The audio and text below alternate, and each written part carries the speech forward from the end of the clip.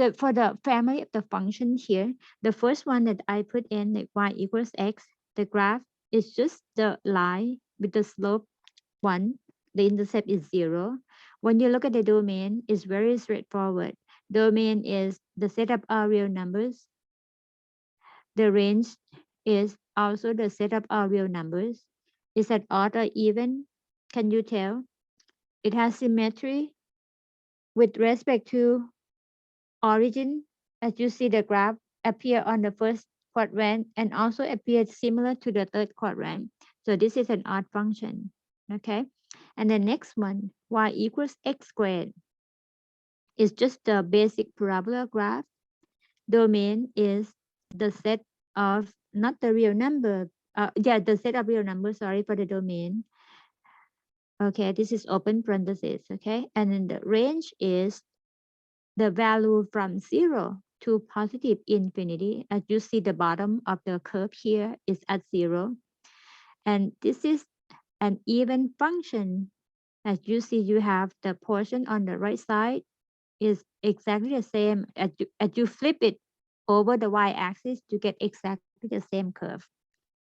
And the next one, y equals x to the third. X to the third, the graph is increasing like that.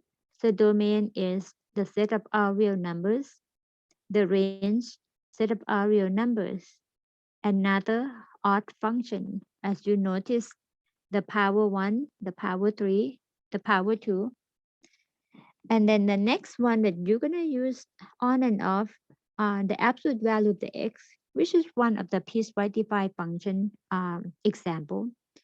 The absolute value of x gives you the V-shaped graph.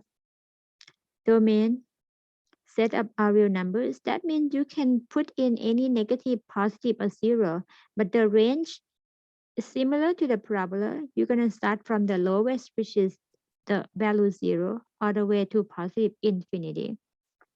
Odd or even function. The left and the right has symmetrical, so gonna be another even function. Okay, so that's absolute value. So next one, y equals absolute value of the x. The domain, we already absolute, sorry. I look at the wrong one. So y equals 1 over x is called the reciprocal function. The restriction is x cannot be 0. And also no 0 for the y. So we have the portion on the first quadrant, portion on the third quadrant. Domain, we have to omit 0, right? So we can write in the form like set of x such that x cannot be 0. And the range is similar thing. Y cannot be 0 as well. It can be negative value anywhere all the way to infinity, negative infinity, but cannot be 0. Similar to the positive side. So you can write it as y. Y cannot be 0. Or you can write in the interval notation form. Odd or even, this is an odd function. Okay. Next one, y equals square root of x. Another basic function that you're going to see often as well. With the radical restriction, inside cannot be 0. Oh, cannot be negative. Sorry, I'm wrong.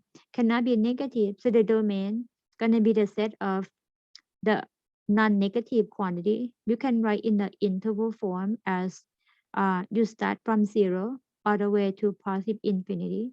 The range is the same. Can be 0 to infinity. Odd or even, neither for this case because you don't have any symmetry. Next one, y equals the cube root of the x. The cube root of x is is similar to the S-shaped graph. And this one, domain are real numbers, range are real numbers, odd or even, odd function. Okay, odd function. Next one, y equals e to the power x, or the exponential function. Exponential function is increasing graph and rising with the intercept at 1. Domain, set of all real numbers. The range gonna be greater than 0 because as you see the graph is just floating on the upper part of the xy plane. Odd or even, neither for this one because no symmetry. Y equals natural log of the x. The log x is the inverse graph of the exponential x. So domain becomes range, range becomes domain. Domain is from 0 to infinity. That tells us the restriction for the natural log function is anything greater than 0.